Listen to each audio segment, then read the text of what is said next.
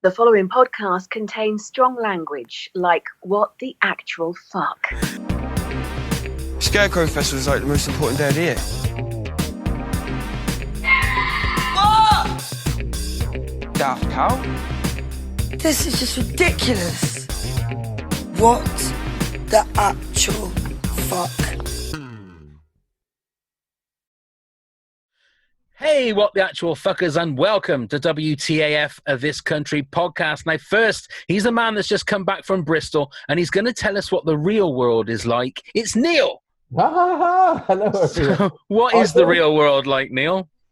Well, Bristol was. I actually nipped there last week to pick my son up from uni and get him back here before lockdown. So, how faint is that? You know. Words are your tools. They are, aren't they? The Shakespeare of the Cotswolds. But hey, it's busy always in the real world. I'll take you one day, Pav, to the land of milk and honey. Thank you very much. Now, before we introduce our SuperFan guest, we just want to say thank you to Chris Arkle, who's our latest Patreon peeper. He is a lethal peeper. So thank you very much, Chris. Neil, say thank you very much to Chris Arkle for us. Thank you very much, Chris Arkle. It's a pleasure to have you on board. And he's a lethal peeper, bless his heart. Okay, now our superfan guest this week is an Oscar winner, a wizard, a meth scientist, a legendary natural historian, a teacher against the dark arts, and an old Jedi master, and more. Of course, he's not really. That's about as Alan Partridge as I can get with an interview intro. But close your eyes or carry on listening as he could be. It's Charlie Hopkinson. Yay! Hello, Charlie. Thank you very much for having me on. So, you know, we did think about saying to you, look, can you just do one voice all through the episode and we can say that we've interviewed Morgan Freeman or someone like that. I want to get to your process very, very soon. But how are you first? How are you doing? I'm not too bad. I'm getting pretty sick of lockdown, but I think everyone is at this stage.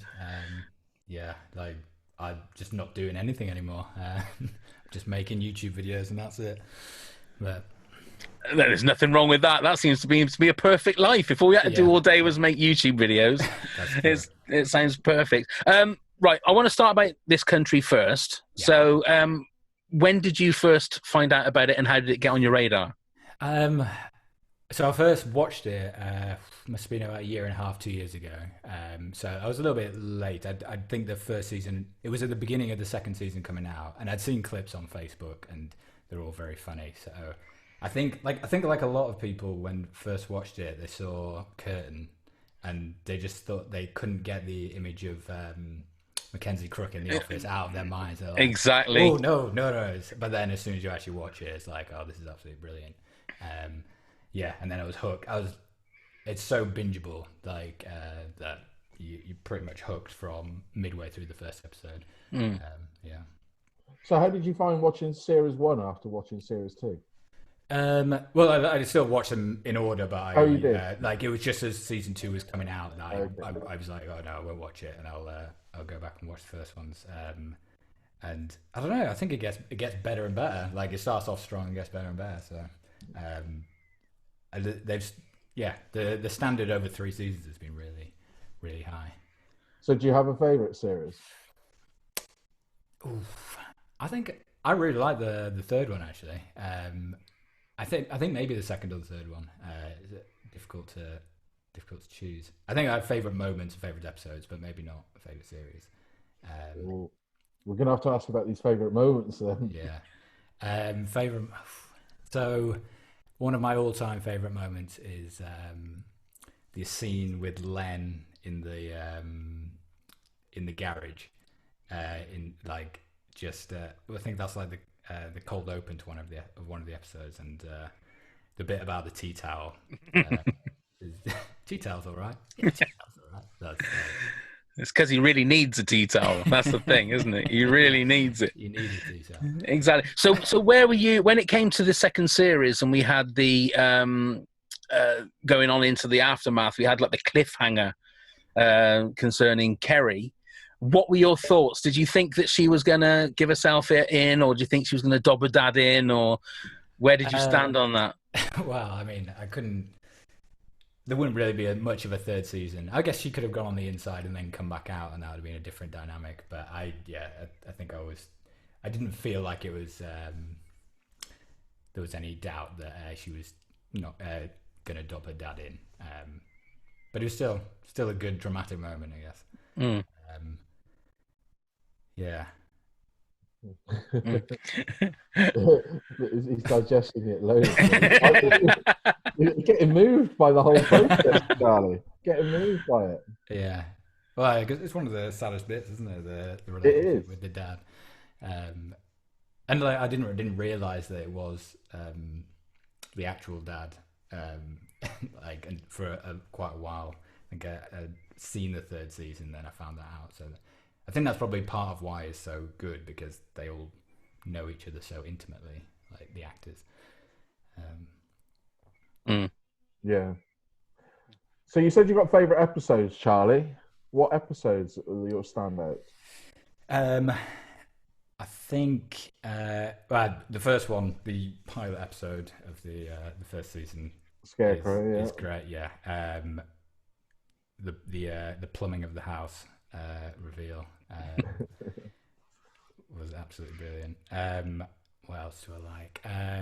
I really like the ones where the nothing happens, like the oven space one, and I think my favourite line in the entire show, the one that I was chuckling about for weeks afterwards, was when Curtin goes, Kerry is going to drown like a pig in the ocean. That's my absolute favourite line. Which just a horrible image. Have you found yourself using lines from the show in everyday walk of life now then? Yeah. So my brother's favourite line is, "You were gonna," they had to kind of slink into an attempted impression here, but "You were gonna read your life away, you are." Which whenever we catch ourselves reading each other reading, that's the go-to line. Right, so when you're watching something like that, and obviously it's in pretty much every character is in an accent that you haven't got yourself. Mm-hmm. Does your impressionist part of your brain click in, and you sort of think, right, let me just see if I can work that out? I think a little bit, yeah. Like sometimes you just sit there and you're trying to say the line, and you'll just find yourself trying to do the voice, and then you look at them and you look at their body language and you think, oh, I could actually make it a bit more accurate if I just stood like Curtin does, or if I they do have pretty distinct mannerisms, which is useful when you're trying to do impressions. Yeah, so there's definitely that subconscious, I think everyone does it. Everyone who tries to do a few voices will do it subconsciously, and then maybe they'll turn their mind to actually trying to learn how to do it, if you're going to do it professionally, I guess. What are your favourite episodes out of interest? Well, I'm with you. Oven Space is definitely up there with one of the top ones for me. Mine changes all the time. It does. The station became a real favourite of mine, which is a very similar sort of situation as Oven Space, where it's just the two of them. But I think Threatening Letters, I think is there's just got everything in it. You know, you've got the high comedy of Curtin trying to do all the building work. Yes. Kerry and Mandy together. It's just one of those perfect half an hours of comedy. I do like a lot. I don't know about if put it as the best episode. I like a lot of the lines in the one where Kerry gets the England. I think is at the end of the second season, the final one. Kerry gets the proper England managers. Yes, family loyalties. Yeah. Family loyalties. Yeah. And Curtin's he's the maid at the country club. I'd say that's up there. And also, Driving Lesson is also a high one. Yeah, because that's got pure comedy gold in there. And that is the big fan favourite that we seem to come across a lot. Right, Charlie. Now, I've watched a lot of your YouTube videos, and I have to admit, what you do, I mean, obviously you're an impressionist, let me just say that. Is that the sort of thing that you can teach them? How do you know that you can do that? Is it one think- voice? yeah, Is it one voice that you crack and you think, oh, actually, I think I could try somebody else? Or Yeah, I guess like that's how it starts. I think you can teach it. I think your natural accent will make it, like where your voice is initially, will make it harder or easier. I think most people can get to most voices, like in terms of if they put the work in the practice and they learn the process or create their own process. But yeah, there's some that are definitely harder than others, and what you're constantly around is going to make some voices like easier than others. Would you like me to teach you one? well, I was going to say, first of all, what was the first one that you did that sort of unlocked it for you? Morgan Freeman. It was Morgan Freeman. Yeah. Because I must admit, when I watched your videos, and I remember we used to do a Thursday night sort of radio style podcast, and I remember I used to do voices, and I used to do Bruce Forsyth and people like that, but they all sounded the same. It was very Mike Yarwood. Look him up, kids. Look him up. The youngsters aren't going to know who I'm talking about. But Morgan Freeman was somebody. Like, can you go on then? Try and teach us like Morgan Freeman, because this is going to be ridiculous. Of all the ones to try and teach. Well, I don't know. Is that the easiest one to try? What's the easiest one to try and teach? Because maybe we shouldn't start so high as Morgan Freeman, because to try and teach. So I mentioned. I think Snape would be a quite oh right, okay. good introductory one. Okay. Should we start with some Snape and then? Let's give it a go. Let's give it. Do the classic Snape line. Well, Mr. Potter, our new celebrity. Tell me, Potter, what do you get when you mix Brisbane with Ramstown? Oh. Right, so where do we start? Where do we start? Can we just try the well bit, because I don't think I can remember the rest of that. Yeah. I mean, once you got that, it's just easy streets. Okay. Right. Give us a go without any. Can you just do the well? Yeah, yeah. Well. You going to go first, Neil, or me? Go on then. Wow. Nice, that's good. Hey, that's not bad. I feel like the pressure's really on me now. I'm just getting. Wow. I sound like Zippy from Rainbow. Keep going, come on. Well.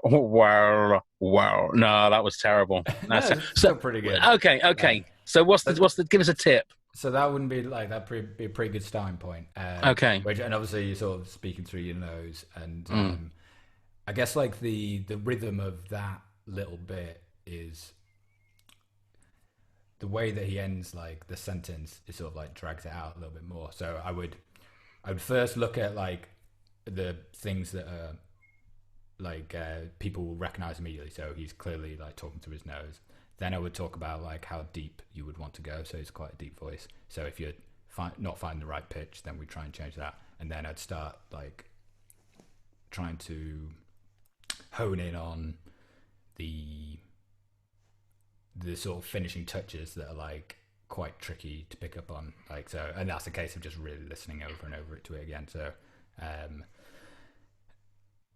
sort of those little ticks that are very distinct to that person. So if just to do it again, well,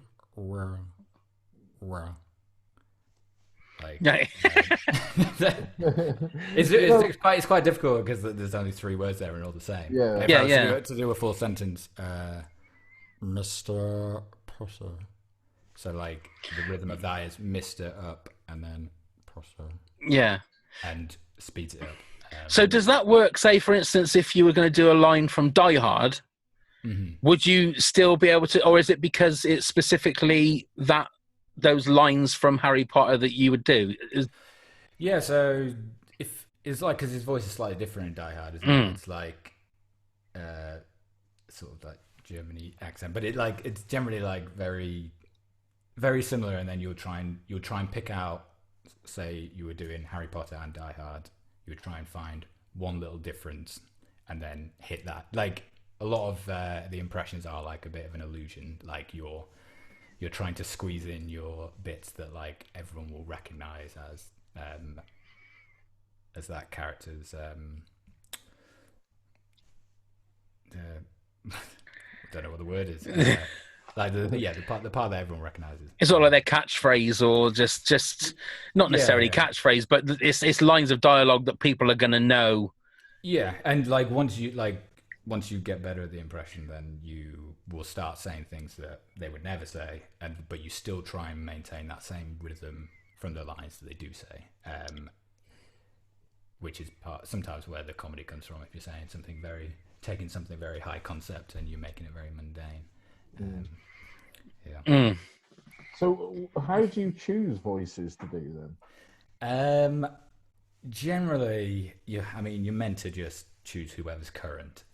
But I tried to do Donald Trump, and I couldn't get it because I wasn't like invested in him enough. Even though it would have been quite lucrative to have been able to do him well. But yeah, I just certain TV shows and films I absolutely love. So I tend to get hooked by a TV show, and then I'm like, I'm going to learn all these voices. So one that I did recently was Peaky Blinders and Breaking Bad were ones where I've just seen the show, loved it, and then I'm going to go and learn all the voices. So I was going to say your Jesse Pinkman I thought was like really good. That is, but I say that because you seem to set such a high bar. It's like all of the ones. I saw the video where you're live on stage and you're going through like 50, and it's like there isn't one that you can sort of go, oh yeah, that sounds a little bit like it, but that's really good. Oh yeah, that one's every single one of them. You close your eyes, and it's like you're there with the person. That's very nice to say. I'm not sure I agree with that. But... No, well, I mean, I'm only going to go by what I hear. It's just. Do you have to have that certain ear as well as having the voice? Yeah, it's like I think it's linked to singing and a musical ear and things like that. So again, like you're going to pick it up quicker if you have an instrument or a singing background, I think, and probably an acting background. But yeah, like when I watch that video, I know when I know when the ones are particularly good, and there's ones where I'm like, oh, I can just about do that, and that. If you ask me to do any more than that, then it's going to be pretty poor. Yeah, it's.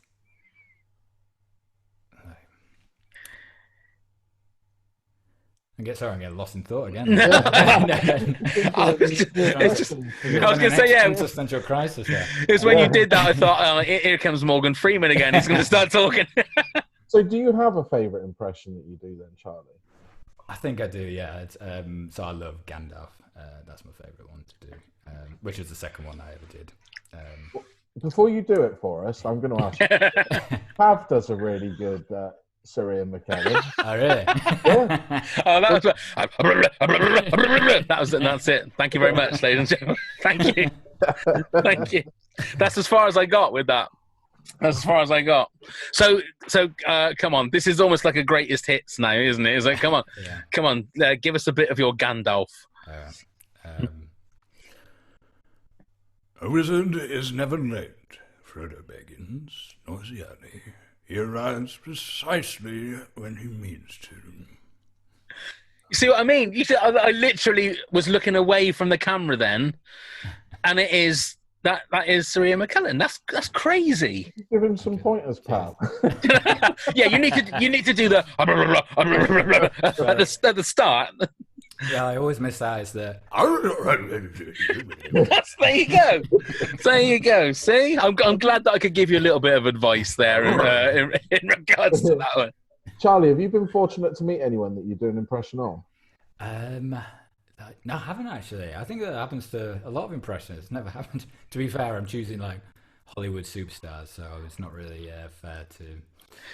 Like, it's unlikely that I'll get to meet them. But if you were face to face, would you do the impression? Ooh, That's the question. It depends who it was.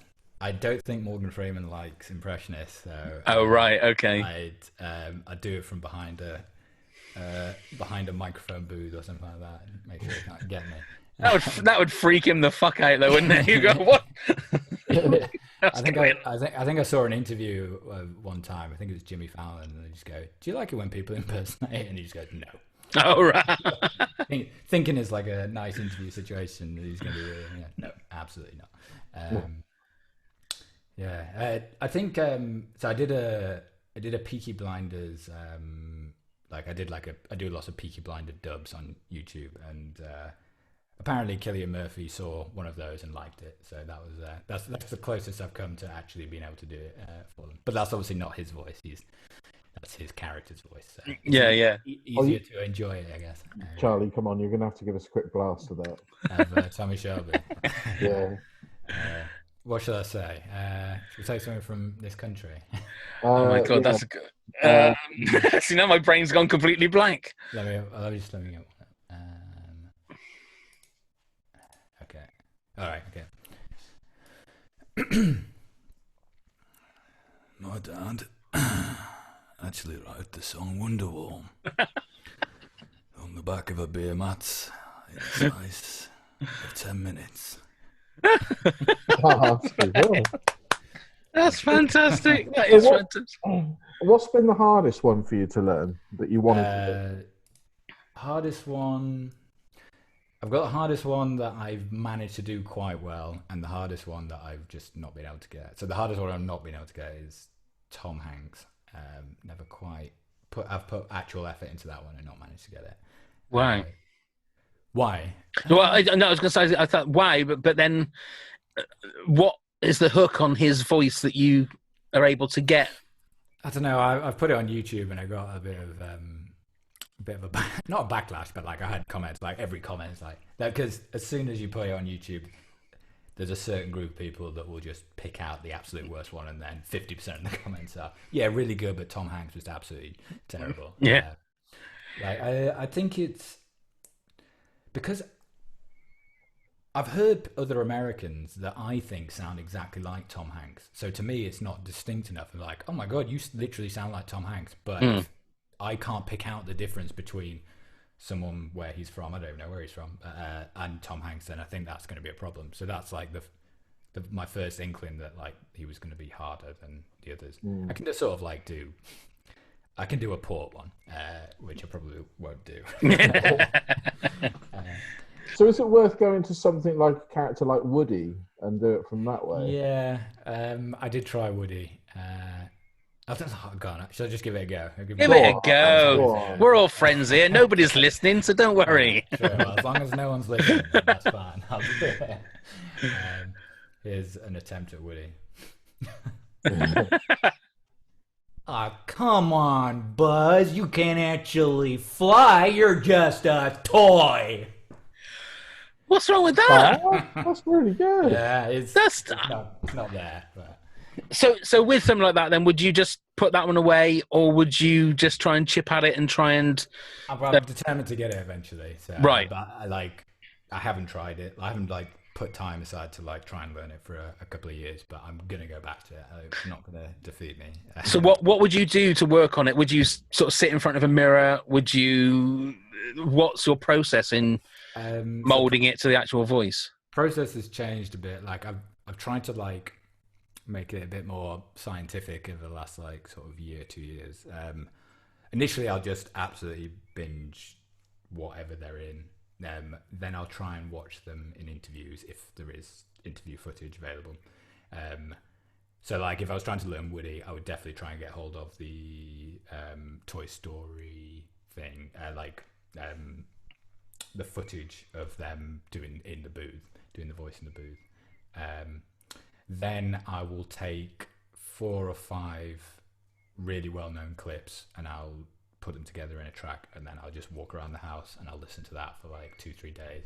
And really? And I'll start trying to repeat with it, and then hopefully at that point you're sort of 60-70% of the way there. And then a lot of the times, if you start a new impression, you'll only get it so far in that sort of first couple of weeks, and then you should put it away for a little bit and then come back to it, because then you get like too close to it, and then if you give yourself a bit of time, you come back and you can tell the differences like with the actual voice, and you can like tweak it. And then I would say, like, to get something absolutely perfect, it takes like a year, 2 years. Wow. Obviously nothing solid there, but like in terms of like just revisiting it every now and then. Fascinating. I find it absolutely fascinating. So who do you look up to, Charlie? Who in the impressionist world are the people that you look towards? Like in England, like Alistair McGowan and Rory Bremner. I went to see Rory Bremner's stand-up show a couple of years ago. Absolutely brilliant, and a few American ones as well. So I like, because I do a lot of American voices and Hollywood-based ones. I find that almost like a bit more fascinating, like Jay Farrow and a lot of the SNL people that have gone through the years.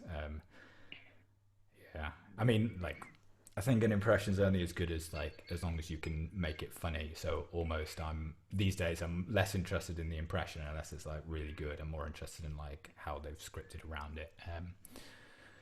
So that's what I'm looking at these days. Yeah. So is that one of the harder things to do, is not just to do the impression, but to work out some funny material to go along with that, instead of just doing quotes from movies or TV shows? Yeah, and unfortunately I do too many of those, because I'm almost more of an impersonator than an impressionist. Like, I try and get it exactly how it is, as opposed to like making the voice funny so that people like over exaggerate one aspect of it, which is generally what an impression is. Like, impersonation is more trying to just deliver a line exactly as it is. I find the scripting quite difficult, because each person or character has only a certain number of things that are in the public sphere that people know about them, which narrows down what you can do with it to that. So it's really difficult to do something like original with a character and make it funny. And also I think with stand-up as well, trying to match it to your own experiences and like link it to your own experiences. There's only so many links that you can make, and you only have a finite bank of impressions. So those are some tricky obstacles for me. On the other side, it's a little bit cheating, because you do the impression, which people find entertaining, and you've also got a joke along with it. So it's like a two bites of the cherry. So those are the woes of being an impressionist. Yeah, I was going to say, and also probably the nerves to do that impression in front of a live crowd must be. Well, what I find is actually they're a lot more forgiving of the impressions in a live thing. Like, you don't even need to do it that well in a live environment. People enjoy it as long as the joke is funny. Whereas online, they're only interested in whether the impression is exactly what it is, and it doesn't actually matter so much if the joke is funny. So I don't like when you know your joke is funny, it's easier to calm yourself down to do the impression well. It's when you're thinking, oh god, is this gonna have a laugh at the end of it, that you start you speed it up too much, or you don't deliver it how you should. And what's been some of the worst things that's happened when you've been on stage? People shout out, who's that? Or so I have the opening joke with Liam Neeson where I go, I don't know who you are, I don't know what you want. So that was my grandfather, he has Alzheimer's. That's my opening joke. But I leave like a big gap between, or I used to leave a big gap between, I don't know who you are, I don't know what you want. And 3 separate times somebody has shouted out, well, we don't know who you are either. Oh, no. And the worst thing about heckle is when the whole audience enjoys it. But it's like, oh, I've had that heckle 3 times now, I'm going to have to change it. So now I've like tweaked the timing so it's harder to do that. There was one time where I did that. I got heckled with, we don't know who you are either. And they didn't stop laughing for 2 minutes. And my God. And I hadn't said a joke that was funny yet. So it was like, crowd 1, me 2. I don't know what I'm going to do. But at least the crowd is can laugh. So they sort of it almost like a good icebreaker for something like that, I suppose. Yeah. Well, just leave a huge gap waiting for someone to. That's pretty nice. For that. So with TV, I mean, a lot of the stuff that you do is from TV that's sort of quite new or present. Have you ever wanted to do any of that? I mean, it sounds terrible to think that you would do a Frank Spencer, or do you know what I mean? Things from like our generation, which again, the impersonators that we know, that's what they did. They did Frank Spencer and Edward Heath and all these sort of people. Do you ever? How far back do you go? I quite like voices that are probably not that era, but if you go a bit further back, then I quite like some of the really old actors. Whose voice was I looking at the other day? I can't remember what his name is, but he was a famous actor. Sort of like the sort of 50s, 60s like era. Like just Charlie Chaplin's voice when in the Great Dictator. I like those. I really like. And I've got a couple of really niche impressions that barely anyone knows. Like, do you know who Alan Watts is? Alan Watts, no. No, so he's this sort of like new age philosopher, but it was still like quite a few years ago, and he has a really nice voice. So I just find myself doing that. It's like there's no market value in this impression at all, but I really like doing the voice. You should do Alan Watts doing the lines from Taken, and then people will go, "We don't know who you are," and you go, "You're absolutely right." That's a good joke. No, thank you very much. Thank you. You can have that one as well, Charlie. See, we're constantly giving you stuff. Right, before we carry on, we're going to play a little game. Okay. You're very good with lines of dialogue, so we're going to play Kerry or Curtin. Okay. I'm going to give you a line of dialogue. You need to tell me if it was Kerry or Curtin that said it. Okay. Okay, I'm not going to do them in the voices. I'm just going to do them straight. So here we go. Number one, I reckon what we should do is forget about the whole thing, to be honest. You say Curtin. That was Kerry talking to Mandy about the tattoo. Yes. Yeah. Okay, question number two. Gunter loves Rachel, but Rachel doesn't give a shit about Gunter. I'm going to have to say Curtin. That sounds funnier coming out of Curtin's mouth. That was Curtin. Yeah. That was in the Family Loyalties episode. Number three. You know that Luke Norris, he gets $2,000 to play football. Kerry. That was Curtin. In the Threatening Letters episode when he's chatting to Martin Mucklowe on the building site. So that's 1 out of 3. Two more to go. Good. 2 more to go. Here's the deal. You can have your little parish in Bristol or whatever, but you stay in the village to live. Kerry. That was Curtin as well. Oh, God. In the last episode when the vicar tells them that they're going to leave. Final one to make the score a little bit more respectable. I think the best thing I can do in this situation is stay out of it.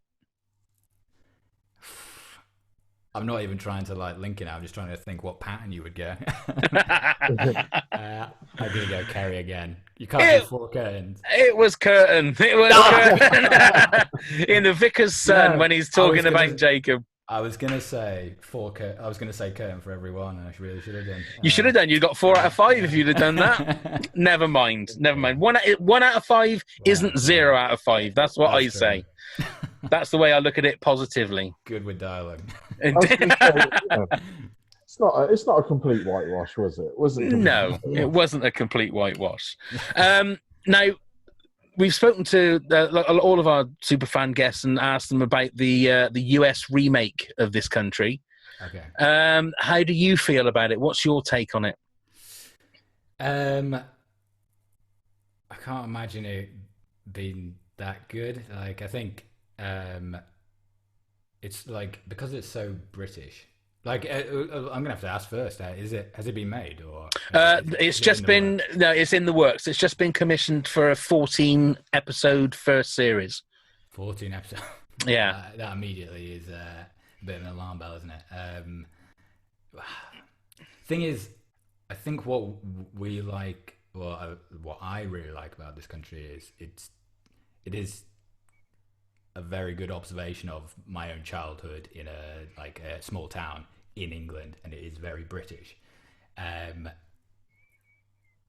You can't help but think it's going to be more of an in-betweeners than it is The Office in terms of success. And also, it's that difference between American TV and British TV. So much of what I think is good, which I kind of said before, was the cast are all related, and they've got such a good dynamic, and it's written by them, and it's performed by them. I can't imagine that being replicated to the same level by a sort of writer's room style, like 14 episode season that the US tends to do. But yeah, I guess that would be my opinion on it. What do you think? Well, I can remember thinking the same thing when I heard that the US were doing a version of The Office, and I love the American Office. I think it's better than the original. I know it's not a...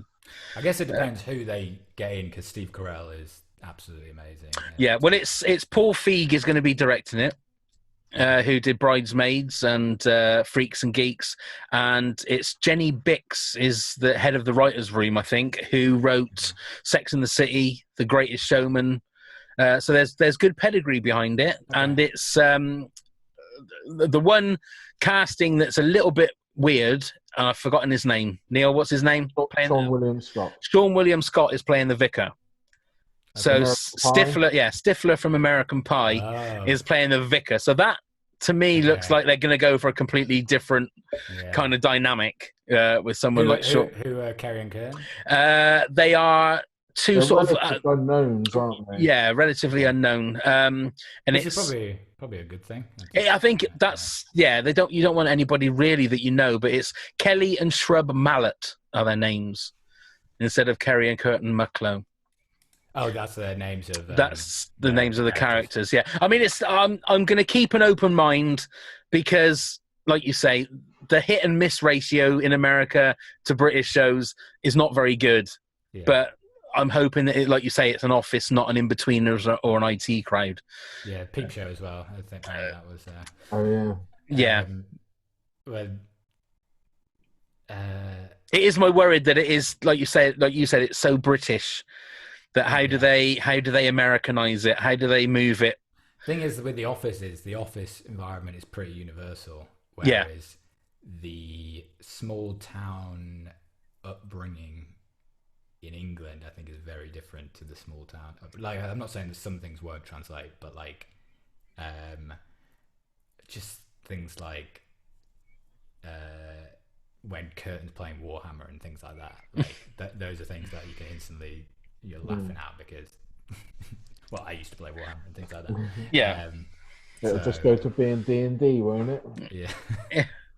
Well, we spoke to Julie Brister, who's an actress from Los Angeles, and she was saying that the one thing she's going to find it hard, what's going to be hard to translate, is the fact that every village and town in England has a church and a vicar, whereas every small town in America has like 7 churches.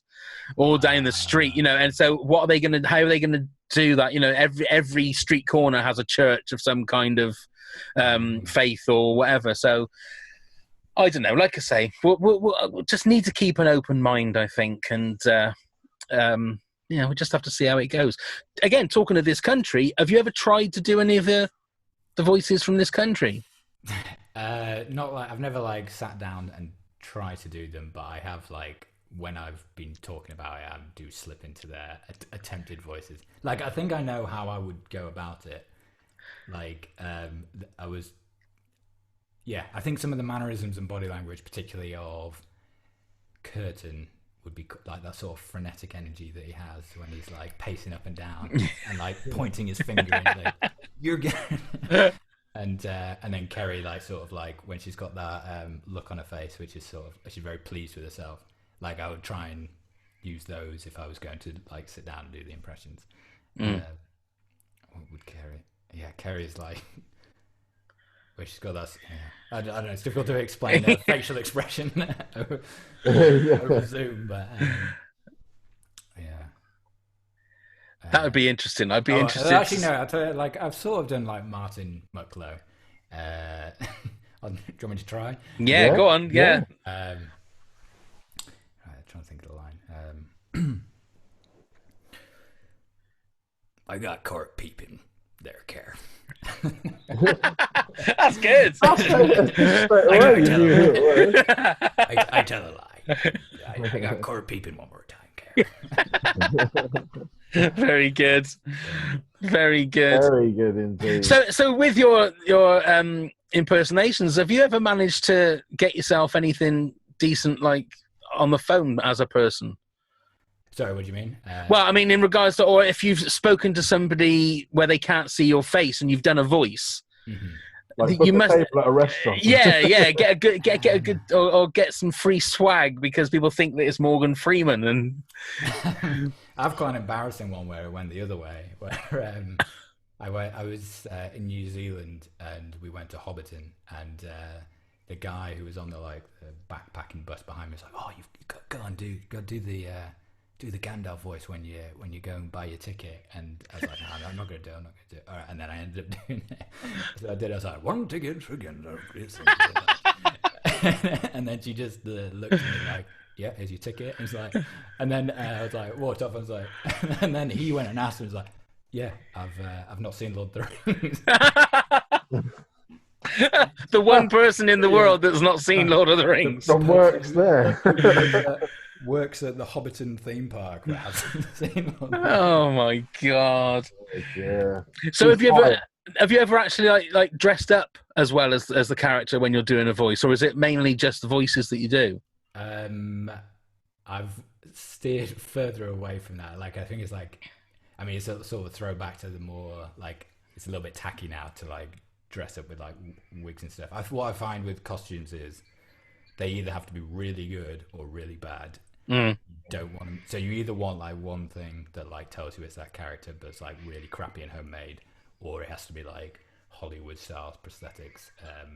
So you don't want to tread that middle ground because it just looks like a grown man in playing dress up otherwise.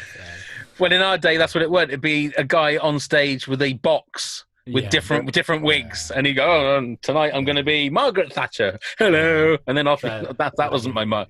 If you do that now, people just be like, "Oh, it's a bit dated." But, yeah. So, See, I told you, Pav, you can't go out doing that. Told you. My career in the theatre is now over. I shall have to go and put his snake wig away. I do. Tonight was the night. I was going to use it, and I failed miserably. So, are there any more people that you want to actually nail and get right? We said about Tom Hanks earlier on. Yeah. Have you got any more that you're working on? I mean, I'm going to have to try and do Joe Biden, I think. Well, hopefully I'll have to do Joe Biden. Yes. Who do I want to do? I should do more. I want to go away a bit from just covering an entire TV show. So I want to do a few more of those people that everyone in Britain knows. Louis Theroux, for example, I think has got a nice, interesting voice and some obvious comedic potential that he could go with. Who else?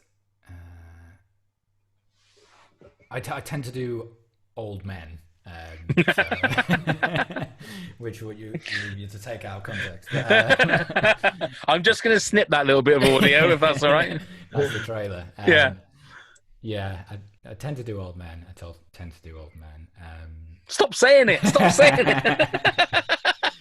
Is that because they've usually got a deeper voice and you can bring it down? And yeah, I also think they have more interesting voices. Personally, I'm always more drawn to those kind of voices, the sort of older Shakespeare trained, classically trained actors. So we'll be looking forward to a good John Gielgud and Olivier. Yeah, I think a lot of the older British ones have really nice voices. But I should probably just do some more that it's quite difficult because you want to choose ones that you think will be in the public eye. You want to be the first one to them, but also in the public eye for the next couple of years. So I try, as soon as Eddie Redmayne got Fantastic Beasts, I put a solid amount of work in on that. And he is very much in the public eye, but he didn't quite go to, I thought he was going to go stratospheric and just be in everything. But no, so how do you still do his voice? Sort of. You want me to give it a go? Yeah. Oh, I mean, this is really quite interesting. I know. And it's just those little titterings. That's very good. Very good. It's just, I don't know, because you've naturally got quite a deep voice, haven't you? So, do you sort of steer too deep? I mean, like, you wouldn't do a Joe Pasquale, would you? I mean, that's not. No, like, I try not to do comedians as well. The only comedian that I do is Robin Williams, because he sort of straddles the three different creative things. But because I don't know, I always feel like it's too close to a tribute act if I'm doing comedians. Not to say that, like, I still like some of the comedians' voices, and I saw a very good James Acaster on Twitter. But yeah, I prefer to do actors than comedians. I don't like doing comedians on stage, because then if they're the next one on the bill, then then the management thinks, shit, we didn't have to pay the actual comedian, we could have just had him do it for another 20 minutes. We're going to give your fee to a comedian. Oh dear. Right, could you just finish off with a little bit of Morgan Freeman, because I think.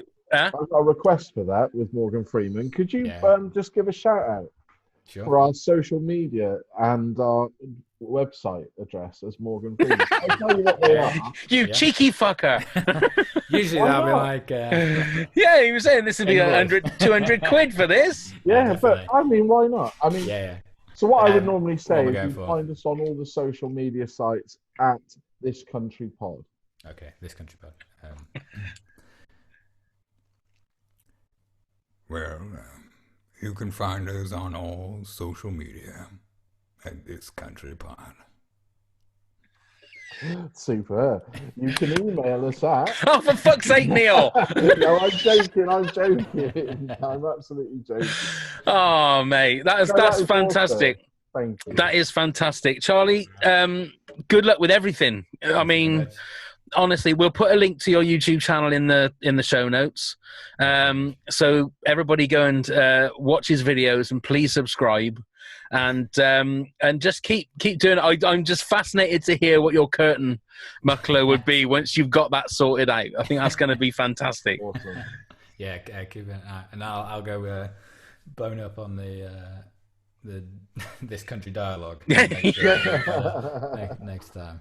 Indeed. All right, Charlie. Right, Neil, do you want to finish off the rest of your stuff before getting our guests to prostitute their talents all the time? For Christ's sake, run that by me next time. I'm going to slap your legs when next time I get to see you. When else do we get Morgan Freeman? Well, that is true. That is true. So, next week you have Morgan Freeman. Yes, next week. Can we just get this redone?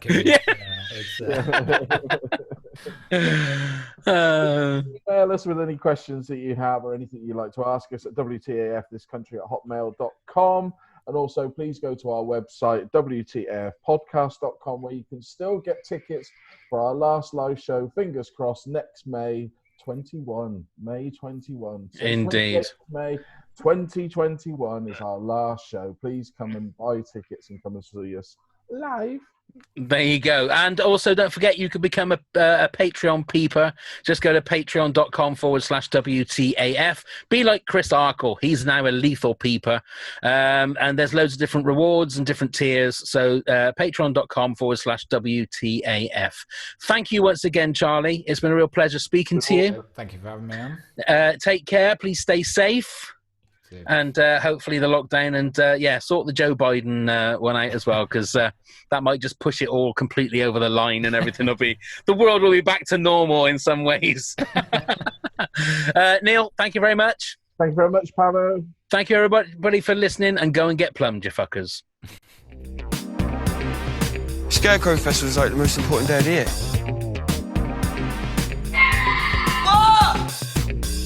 Daft Cow? This is just ridiculous. What the actual fuck?